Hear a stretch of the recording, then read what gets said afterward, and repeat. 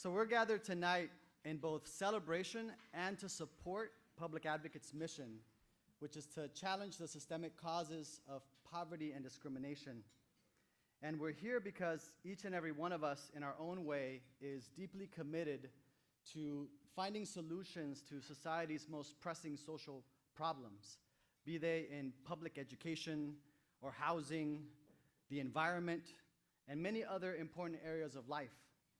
We know that in that search for solutions that we must often come together with one another to find inspiration and support. And that's why we're here tonight. And I want to share with you a true story that was shared with me by one of our friends, Paloma Pavel, who unfortunately couldn't be here tonight.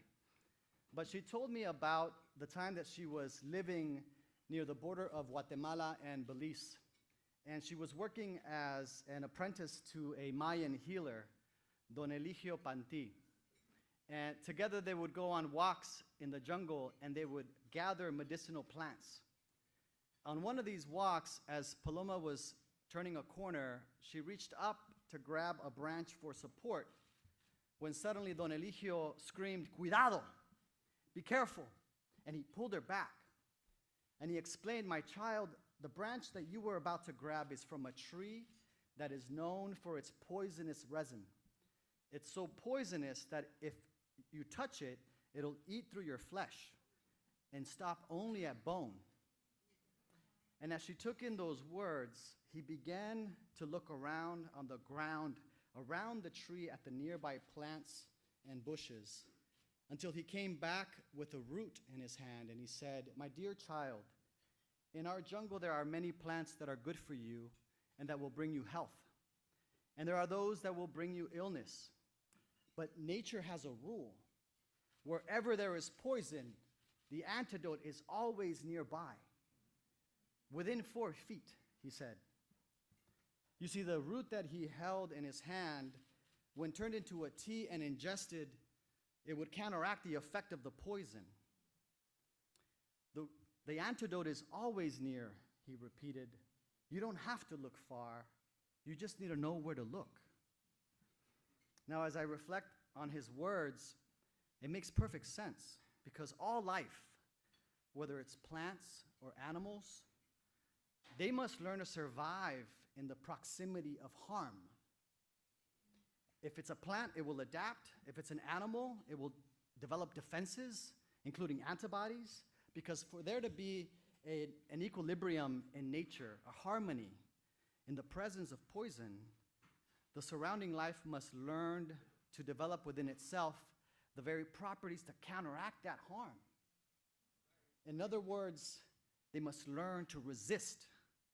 Without that, there is no equilibrium. At Public Advocates, we believe that the antidotes to today's most pressing, most daunting social ills can be found within the very communities that we seek to serve. And that's because our communities have been living within and in proximity to the poisons of poverty and pollution, violence and unemployment for way too long. But they are resilient, and they have learned to resist. It's within our working class communities, our communities of color, our immigrant neighborhoods all across the country where we will find wisdom, tradition, and power to overcome these social harms. Now, when we as lawyers, or all of us as people of conscience, have the privilege of coming together and joining forces, then we too can help achieve that sacred equilibrium in our human society. That equilibrium is called justice. Now, but to get at the root causes, you have to be willing to be like Don Eligio and get on your knees and close to the ground with the commitment and the humility to develop an intimate familiarity with the community that you serve and to learn from those you seek to serve. But if we're honest, that's not always an easy thing to ask of a lawyer.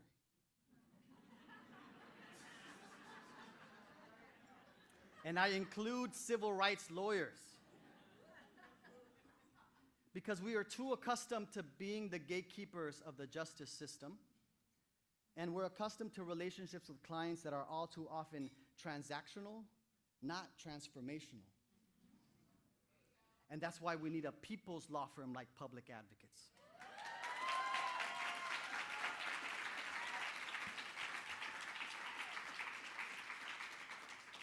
Because we're committed to not only winning legal victories, but to forging deep relationships with the grassroots and together building community power for systemic change. Hermanas y hermanos, no tenemos que buscar lejos. We don't have to look far. Last year, when the Los Angeles School District decided to shortchange by $2 billion the educational services targeted at immigrant and low-income students, the antidote was near.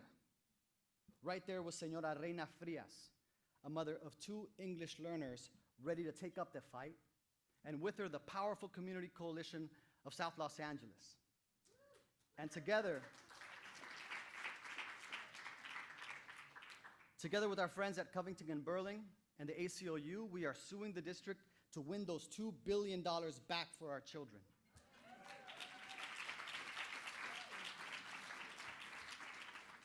We don't have to look far for solutions. Last year, when the Oakland City Council was getting ready to hand over a parcel of publicly owned land to a private developer so that he could build a luxury apartment tower on the shores of Lake Merritt with 0 affordable housing in the middle of a historic gentrification and displacement crisis, the antidote was near. The very residents of that neighborhood rose up and inspired the creation of the East 12th Coalition, whose courage and power you're going to hear about very soon.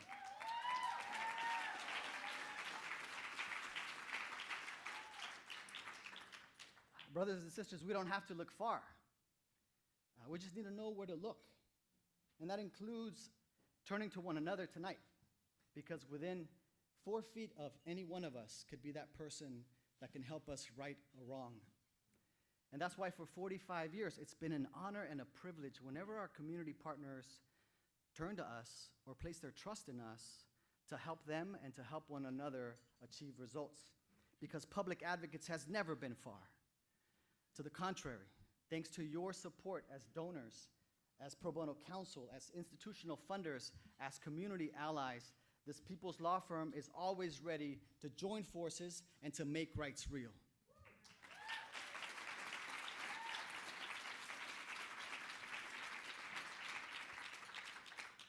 Now this evening, as we celebrate together and as you listen to our very inspiring honorees, I want to ask you to recommit your support to Public Advocates with your valuable time and your financial contributions.